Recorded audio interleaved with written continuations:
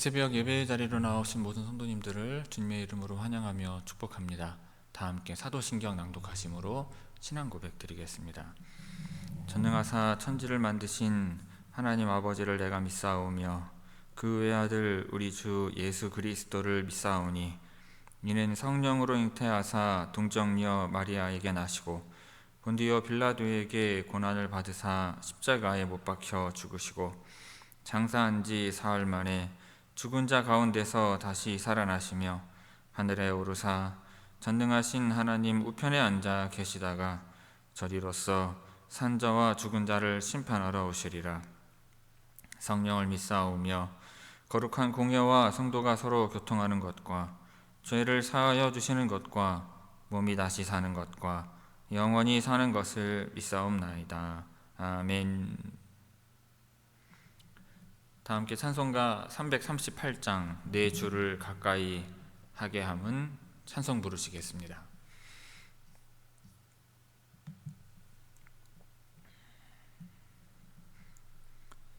찬송가 338장입니다.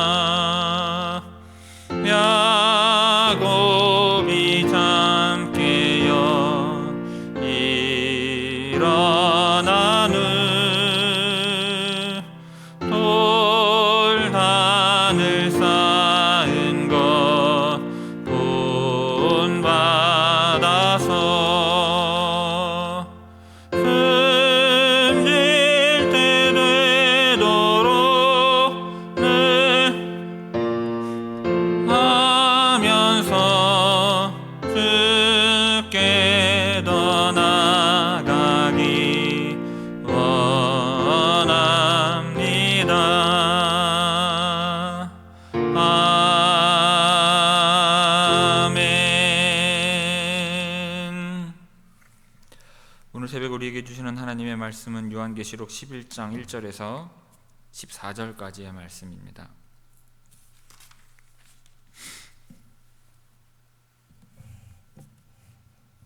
요한계시록 11장 1절에서 14절의 말씀입니다. 제가 봉독하겠습니다. 또 내게 지팡이 같은 갈대를 주며 말하기를 일어나서 하나님의 성전과 제단과 그 안에서 경배하는 자들을 측량하되 성전 바깥 마당은 측량하지 말고 그냥 두라.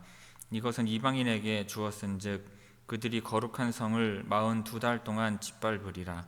내가 나의 두 증인에게 권세를 주리니 그들이 굵은 베옷을 입고 1260일을 예언하리라. 그들은 이 땅에 주 앞에 서 있는 두 감람나무와 두 촛대니 만일 누구든지 그들을 해하고자 하면 그들의 입에서 불이 나와서 그들의 원수를 삼켜버릴 것이요 누구든지 그들을 해하고자 하면 반드시 그와 같이 죽임을 당하리라. 그들이 권능을 가지고 하늘을 닫아 그 예언을 하는 날 동안 비가 오지 못하게 하고 또 권능을 가지고 물을 피로 변하게 하고 아무 때든지 원하는 대로 여러 가지 재앙으로 땅을 치리로다. 그들이 그 증언을 마칠 때에 무저갱으로부터 올라오는 짐승이 그들과 더불어 전쟁을 일으켜 그들을 이기고 그들을 죽일 터인즉 그들의 시체가 큰 성 길에 있으리니 그 성은 영적으로 하면 소돔이라고도 하고 애국이라고도 하니 곧 그들의 주께서 십자가에 못 박히신 곳이라. 백성들과 족속과 방언과 나라 중에서 사람들이 그 시체를 사흘 반 동안을 보며 무덤에 장사하지 못하게 하리로다.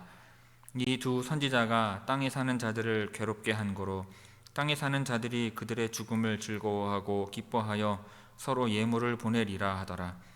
3일 반 후에 하나님께로부터 생기가 그들 속에 들어가매 그들이 발로 일어서니 구경하는 자들이 크게 두려워하더라. 하늘로부터 큰 음성이 있어 이리로 올라오라 함을 그들이 듣고 구름을 타고 하늘로 올라가니 그들의 원수들도 구경하더라. 그때 큰 지진이 나서 성 10분의 1이 무너지고 지진에 죽은 사람이 7천이라. 그 남은 자들이 두려워하여 영광을 하늘의 하나님께 돌리더라. 둘째 화는 지나갔으나 보라 셋째 화가 속히 이르는도다. 아멘.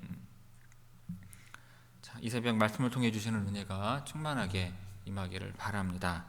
자, 오늘 본문은 두 증인의 사역과 순교 그리고 부활과 승천에 관한 말씀을 보여주는 내용입니다. 두 증인은 하나님의 말씀을 전하며 심판을 선포하지만 적대적인 세력에 의해 죽임을 당합니다. 그러나 3일 반 후 부활하여 하늘로 올라가며 그들의 승천과 함께 큰 지진과 재앙이 임합니다. 이것은 하나님의 심판과 구원의 완성을 예고하는 것입니다. 1절 2절 말씀 봅니다. 또 내게 지팡이 같은 갈대를 주며 말하기를 일어나서 하나님의 성전과 제단과 그 안에서 경배하는 자들을 측량하되 성전 바깥 마당은 측량하지 말고 그냥 두라. 이것은 이방인에게 주었은즉 그들이 거룩한 성을 42달 동안 짓밟으리라. 자, 1절에서 또 내게 지팡이 같은 갈대를 주며 말하기를.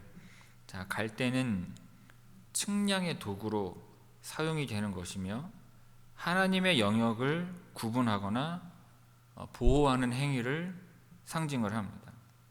자, 이것은 하나님의 주권 아래에 있는 성전과 그 안에서 예배하는 자들을 보호하고 구별하시는 것을 나타내는 것입니다. 자, 측량한다는 것은 하나님의 보호와 구별을 의미하는 것이며 심판과 구원 사이의 경계를 설정하는 행위로도 이해할 수 있습니다. 2절 성전 바깥 마당은 측량하지 말고 그냥 두라. 자, 바깥 마당은 성전 내부에 포함되지 않으며 이방인들도 출입할 수 있는 공간으로 거룩함이 상대적으로 제한된 영역을 의미합니다. 근데 측량하지 말라는 명령은 이 바깥 마당이 하나님의 보호에서 제외될 것임을 나타내는 것입니다. 자, 그들이 거룩한 성을 42달 동안 짓밟으리라. 자, 42달은 3년 반 또는 1260일로 해석이 되는데 이것은 성경에서 한정된 고난의 기간을 나타내는 것입니다. 자, 이방인들이 거룩한 성을 짓밟는 것은 하나님의 백성이 고난을 겪을 것을 상징합니다. 그러나 이것은 하나님께서 허락하신 범위 내에서 이루어지는 것입니다. 3절 4절 봅니다. 내가 나의 두 증인에게 권세를 주리니 그들이 굵은 베옷을 입고 1260일을 예언하리라. 그들은 이 땅의 주 앞에 서 있는 두 감람나무와 두 촛대니.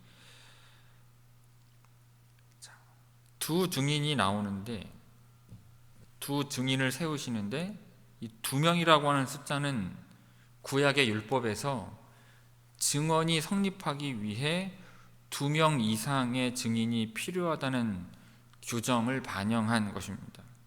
그러니까 이 증인들의 그 증언이 신뢰할 만하고 확실하다는 것을 나타내는 것입니다. 그런데 하나님께서 이 두 증인들에게 특별한 능력과 권세를 부여하셔서 하나님의 메시지를 효과적으로 선포하도록 하십니다. 이 두 증인이 굵은 베옷을 입고 있는 것은 그들이 회개와 심판의 메시지를 선포하는 역할을 하고 있음을 외형적으로 나타내는 것입니다. 1260일, 이것은 3년 반 또는 42개월로 해석이 되며 요한계시록에서 자주 등장하는 한정된 기간입니다. 이 기간은 하나님의 증인들이 고난 속에서도 사역을 지속하는 시간으로 제한된 고난과 하나님의 구원 계획이 완성될 때까지의 시간을 상징하기도 합니다. 4절 두 감람나무와 두 촛대. 이 표현은 스가랴 4장에 나오는 두 감람나무의 비유와도 관련이 있습니다. 감람나무는 하나님의 기름 부음과 성령의 능력을 상징을 하며, 촛대는 하나님의 백성, 이 교회의 빛을 나타냅니다. 그러니까 두 감람나무와 두 촛대는 두 증인이 성령의 능력 안에서 사역을 하며 어두운 세상에서 하나님의 빛을 비추는 역할을 한다는 것을 의미하는 것입니다. 5절 6절 봅니다. 만일 누구든지 그들을 해하고자 하면 그들의 입에서 불이 나와서 그들의 원수를 삼켜버릴 것이요, 누구든지 그들을 해하고자 하면 반드시 그와 같이 죽임을 당하리라. 그들이 권능을 가지고 하늘을 닫아 그 예언하는 날 동안 비가 오지 못하게 하고, 또 권능을 가지고 물을 피로 변하게 하고, 아무 때든지 원하는 대로 여러 가지 재앙으로 땅을 치리로다. 5절에서 그들을 해하고자 하면, 이 두 증인은 하나님의 보호를 받는 자들로 그들을 해치려는 적들은 하나님의 심판을 받을 것임을 의미합니다. 그리고 6절에서 하늘을 닫아 비가 오지 못하게 하고, 이것은 엘리야의 사역을 연상시키죠. 이 두 증인이 엘리야와 같은 선지자의 역할을 수행할 것을 암시하는 것입니다. 하늘을 닫아서 비가 오지 못하게 하는 것은 하나님의 심판과 경고를 상징하는 것이며, 생명의 근원이 되는 비를 막아서 인간의 죄를 깨닫게 하려는 목적을 가집니다. 물을 피로 변하게 하고, 이것은 모세의 사역과 애굽의 재앙을 떠올리게 합니다. 이것은 두 증인이 마찬가지로 모세와 엘리야와 같은 선지자의 역할을 하고 있음을 강조하는 것입니다. 물을 피로 변하게 하는 것은 하나님의 심판이 창조 세계에 영향을 미친다는 것을 보여주는 것입니다. 1절에서 6절까지 우리 함께 읽도록 하겠습니다. 1절에서 6절입니다. 또 내게 지팡이 같은 갈대를 주며 말하기를, 일어나서 하나님의 성전과 제단과 그 안에서 경배하는 자들을 측량하되 성전 바깥 마당은 측량하지 말고 그냥 두라. 이것은 이방인에게 주었은즉 그들이 거룩한 성을 42달 동안 짓밟으리라. 내가 나의 두 증인에게 권세를 주리니 그들이 굵은 베옷을 입고 1260일을 예언하리라. 그들은 이 땅의 주 앞에 서 있는 두 감람나무와 두 촛대니, 만일 누구든지 그들을 해하고자 하면 그들의 입에서 불이 나와서 그들의 원수를 삼켜버릴 것이요, 누구든지 그들을 해하고자 하면 반드시 그와 같이 죽임을 당하리라. 그들이 권능을 가지고 하늘을 닫아 그 예언을 하는 날 동안 비가 오지 못하게 하고, 또 권능을 가지고 물을 피로 변하게 하고, 아무 때든지 원하는 대로 여러 가지 재앙으로 땅을 치리로다. 아멘. 7절 8절 말씀 봅니다. 그들이 그 증언을 마칠 때 무저갱으로부터 올라오는 짐승이 그들과 더불어 전쟁을 일으켜 그들을 이기고 그들을 죽일 터인즉 그들의 시체가 큰 성 길에 있으리니 그 성은 영적으로 하면 소돔이라고도 하고 애국이라고도 하니 곧 그들의 주께서 십자가에 못 박히신 곳이라. 자, 7절에 나오는 짐승은 요한계시록에서 반기독교적인 세력을 상징을 합니다. 이것은 사탄이나 그의 대리자인 적 그리스도를 가리킨다고 할 수 있습니다. 그리고 무저갱은 이 악의 세력이 발원하는 장소로 사탄과 그의 추종자들이 나오는 곳을 상징을 합니다.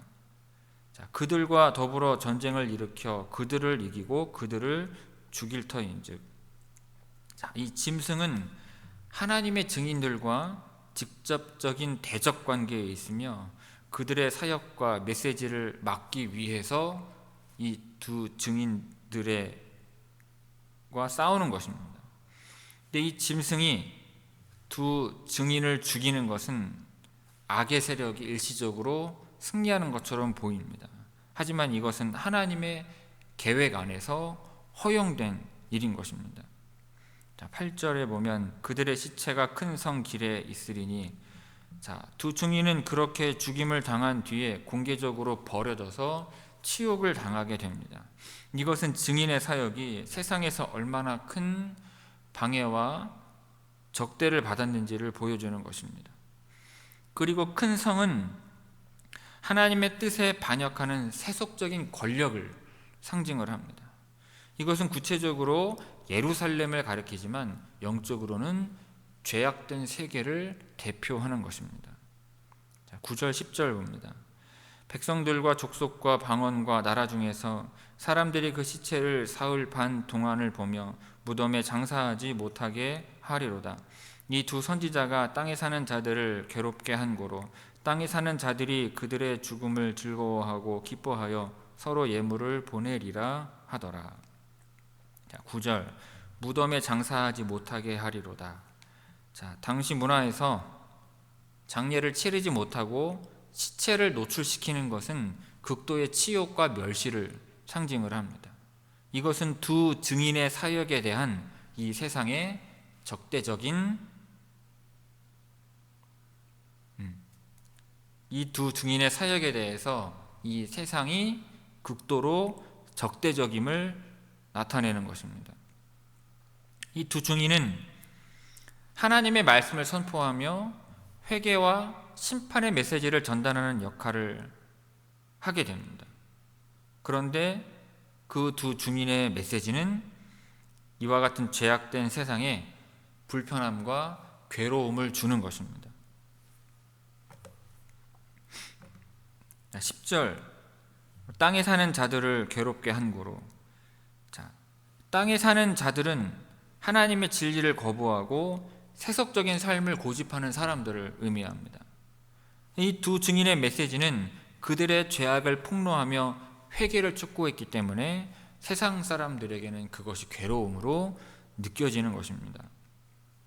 11절에서 14절 말씀 봅니다. 3일 반 후에 하나님께로부터 생기가 그들 속에 들어가매 그들이 발로 일어서니 구경하는 자들이 크게 두려워하더라. 하늘로부터 큰 음성이 있어 이리로 올라오라 함을 그들이 듣고 구름을 타고 하늘로 올라가니 그들의 원수들도 구경하더라.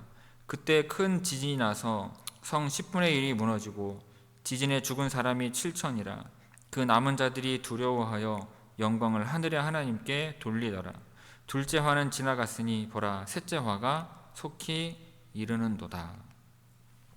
11절에 3일 반 후에, 이것은 예수님의 부활을 연상시키죠. 이 두 증인의 부활은 하나님의 구원의 능력을 보여주는 것이기도 합니다. 12절에서 그리고 이 두 증인이 부활 후 하늘로 올라가는 것은 역시 예수님의 승천을 떠올리게 합니다. 하나님의 백성이 결국 그분의 영광 속으로 들어가게 됨을 보여주는 것이기도 합니다. 그리고 이 두 증인을 조롱했던 자들은 이들의 부활과 승천을 목격합니다. 이 두 증인의 승천은 이 원수들에게 하나님의 주권과 공의를 드러내며 경고의 메시지를 주고 있는 것입니다. 그리고 13절에 큰 지진이 나서, 지진은 성경에서 하나님의 임재와 심판을 나타내는 어떤 상징적인 현상입니다. 그런데 지진에 죽은 사람이 7천이라는 숫자 역시 상징적으로 사용되는 것이며 심판이 엄중함을 나타내는 것입니다. 이것은 완전수 7과 큰 규모를 나타내는 1000이 결합된 수치로 심판이 얼마나 심각한지를 보여주는 것입니다. 문자적으로도 많은 사람의 희생을 의미할 수 있지만 이것이 전 인류의 멸절, 전멸을 뜻하지는 않습니다. 14절 둘째 화는 지나갔으나, 이것은 여섯째 나팔 심판과 두 증인의 사건을 포함한 심판 시기를 가리키는 것입니다. 두 번째 화는 하나님의 심판이 점진적으로 강도와 범위를 더해가는 과정임을 보여줍니다. 그리고 셋째 화, 이것은 일곱째 나팔을 가리키는 것이며 최종적이고 궁극적인 심판으로 이어지는 것입니다. 7절에서 14절까지 우리 함께 읽도록 하겠습니다. 7절에서 14절입니다. 그들이 그 증언을 마칠 때 무저갱으로부터 올라오는 짐승이 그들과 더불어 전쟁을 일으켜 그들을 이기고 그들을 죽일 터인즉 그들의 시체가 큰 성 길에 있으리니 그 성은 영적으로 하면 소돔이라고도 하고 애굽이라고도 하니 곧 그들의 주께서 십자가에 못 박히신 곳이라. 백성들과 족속과 방언과 나라 중에서 사람들이 그 시체를 사흘 반 동안을 보며 무덤에 장사하지 못하게 하리로다. 이 두 선지자가 땅에 사는 자들을 괴롭게 한 고로 땅에 사는 자들이 그들의 죽음을 즐거워하고 기뻐하여 서로 예물을 보내리라 하더라.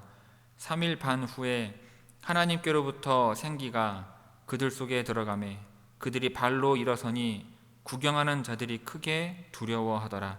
하늘로부터 큰 음성이 있어 이리로 올라오라 함을 그들이 듣고 구름을 타고 하늘로 올라가니 그들의 원수들도 구경하더라. 그때 큰 지진이 나서 성 10분의 1이 무너지고 지진에 죽은 사람이 7천이라. 그 남은 자들이 두려워하여 영광을 하늘의 하나님께 돌리더라. 둘째 화는 지나갔으나 보라 셋째 화가 속히 이르는도다. 아멘. 성도 여러분, 오늘 본문에 보면 이 두 증인은 하나님의 권세를 받아서 1260일 동안 예언하며 회개를 촉구하는 사역을 감당합니다. 이들의 메시지는 세상의 죄를 폭로하고 하나님의 심판을 경고하기 때문에 세상 사람들에게는 큰 불편함과 적대감을 일으킵니다. 이것은 우리가 하나님의 말씀을 전할 때 이 세상의 반발과 적대를 경험할 수 있음을 보여줍니다. 그러나 이 두 증인은 그와 같은 고난과 죽음 속에서도 자신들의 사명을 완수하는 것입니다. 여러분, 이것은 우리에게 어떠한 상황에서도 하나님의 사명을 충실히 감당해야 함을 가르쳐 주는 것입니다. 또한 두 증인은 무저갱에서 올라온 짐승에게 죽임을 당하고 그들의 시신은 공개적으로 버려져서 조롱을 받습니다.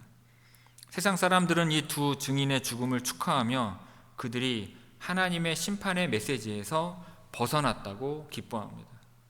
그러나 이것은 일시적인 승리에 불과한 것입니다. 하나님께서는 사흘 반 후에 그들에게 생기를 불어넣으시고 그들이 하늘로 승천하게 하시는 것입니다. 이는 죽음과 고난조차도 하나님의 계획을 방해할 수 없으며 최종적으로는 하나님의 승리가 이루어진다는 사실을 우리에게 확실하게 증거하여 보여주는 것입니다. 또 마지막으로 본문은 세상에 임하는 하나님의 심판을 보여줍니다. 큰 지진과 심판의 재앙 속에서 남은 자들은 하나님의 권능을 깨닫고 두려워하며 하나님께 영광을 돌리는 것을 볼 수 있습니다. 그러나 이 반응이 참된 회개로 이어지는지는 불분명합니다. 이것은 우리에게 심판의 경고가 주어질 때 단순한 두려움에서 끝나는 것이 아니라 진정한 회개와 삶의 변화로 나아가야 함을 보여주는 것입니다. 여러분, 오늘 본문은 증인의 사명이 고난 속에서도 하나님의 승리로 완성될 것임을 보여줍니다.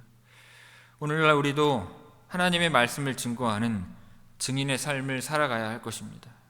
세상에 적대와 어려움이 있더라도 하나님의 마지막 승리가 우리에게 보장되어 있음을 믿고 담대히 나아가야 하는 것입니다. 하나님의 말씀을 충실히 전하며 삶 속에서 진정한 회개와 믿음을 통해 하나님께 영광 돌리는 우리 모두가 되기를 주님의 이름으로 축원을 드립니다. 기도하겠습니다. 아버지 하나님, 오늘 말씀을 통해 두 증인의 사명을 바라보며 하나님의 승리를 묵상하게 하시니 감사를 드립니다.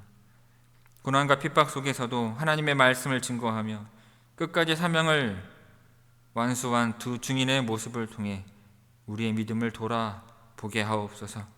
주님, 우리도 이 시대에 증인으로 부름을 받은 줄로 믿습니다. 세상의 조롱과 반대에서도 주님의 말씀을 담대히 선포하며 우리의 삶으로 복음을 증거하게 하옵소서. 우리가 때로는 고난과 실패처럼 보이는 순간을 겪을지라도 하나님의 주권과 승리를 믿으며 흔들리지 않는 저희들이 되게 하여 주옵소서. 또한 심판의 경고를 가볍게 여기지 않게 하시고 늘 회개의 자리로 나아가며 우리의 삶으로 하나님께 영광 돌리게 하옵소서. 하나님의 승리가 우리의 삶에 이루어질 것을 믿으며 모든 것을 주님께 의탁하오니 우리의 걸음을 인도하여 주옵소서. 이 모든 말씀 우리 주 예수 그리스도의 이름으로 기도 올리옵나이다. 아멘.